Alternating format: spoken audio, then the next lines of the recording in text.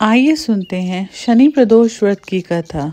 गर्गाचार्य ने कहा, हे महामते, आपने शिव शंकर प्रसन्नता हेतु समस्त प्रदोष व्रतों का वर्णन किया। अब हम शनि प्रदोष विधि सुनने की इच्छा रखते हैं, सो कृपा करके सुनाइए। तब सूत जी बोले, हे ऋषि, निश्चयात्मक रूप से आपका शिव पार्वती के चरणों में अत्यंत प्रेम है। मैं आपको शनि त्रयोदशी व्रत की विधि बतलाता हूँ, सो ध्यान से सुने। पुरातन कथा है कि एक निर्धन ब्राह्मण की स्त्री दरिद्रता से दुखी हो शांडिल्य ऋषि के पास जाकर बोली, हे महामुने, मैं अत्यंत दुखी हूँ, दुख निवारण का उपाय बतलाइए।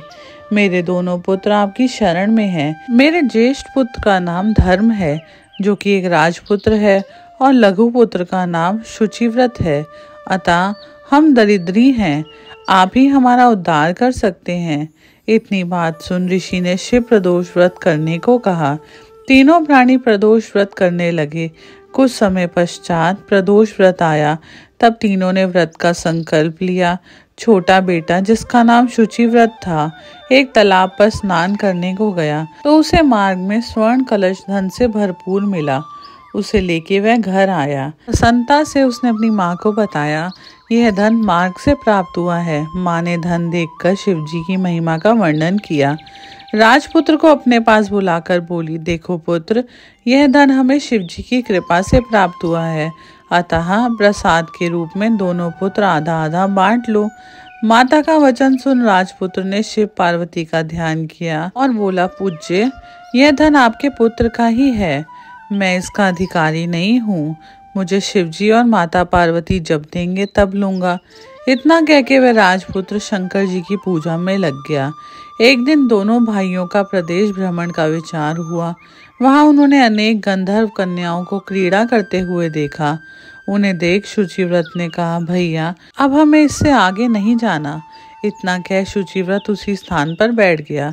परंतु राजपुत्र अकेला ही स्त्रियों के बीच में जा पहुंचा। वहां एक अति सुंदरी स्त्री जो राजकुमार को देख मोहित हो गई और राजपुत्र के पास पहुंचकर कहने लगी, हे सखियों, इस वन के समीप जो दूसरा वन है, तुम वहां जाकर देखो, भांति भांति के पुष्प खिले हैं, बड़ा सुहावना समय है, उनकी शोभा देख कर आओ।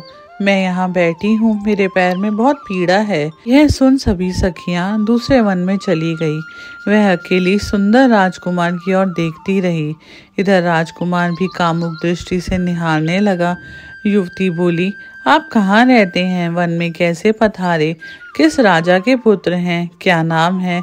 राजकुमार बोला, मैं विदर्भ नरेश का पुत्र हूँ, आप अपना परिचय दें। युवती बोली, मैं बिद्रविक नाम गंधर्व की पुत्री हूँ, मेरा नाम अंशुमती है। मैंने आपकी मन स्थिति को जान लिया कि आप मुझ पर मोहित हैं। विधाता ने हमारा आपका संयोग मिलाया है। युवती ने मोतियों का हार राजकुमार के गले में डाल दिया। राजकुमार हार को स्वीकार करते हुए बोले, हे भद्रे, मैंने आपका प्रेमोपहार स्वीकार कर लिया, लेकिन मैं निर्धन हूँ। राजकुमार के इन वचनों को सुनकर गंधर्व कन्या बोली, जैसा कहूंगी वैसा ही करूंगी, अब आप अपने घर को जाएं। इतना कहकर वह गंधर्व कन्या सखियों से जा मिली। घर जाकर राजकुमार ने शुचिव्रत को सारा वृत्तांत सुनाया। 3 दिन बाद वह राजपुत्र शुचिव्रत को लेकर उसी वन में जा पहुंचा। वहीं गंधर्व राज अपनी कन्या को लेकर आ पहुंचा। इन दोनों राजकुमारों को देख आसन देकर कहा, मैं कैलाश पर गया था। वहाँ शंकर जी ने मुझसे कहा कि धर्मगुप्त नाम का राजपुत्र है, जो इस समय राज्य विहीन और निर्धन है। वह मेरा परम प्रिय भक्त है। हे गंधर्व राज, तुम उसकी सहायता करो। मैं महादेव जी की आज्ञा से इस कन्या को आपके पास लाया हूँ। आप इसका निर्वाह करें। मैं आपकी सहायता कर आपको राजगद्दी पर बिठाऊंगा। इस प्रकार गंधर्व राज ने कन्या का विधिवत विवाह कर दिया। विशेष धन और सुंदर गंधर्व कन्या को पाकर राजपुत्र अति प्रसन्न हुआ।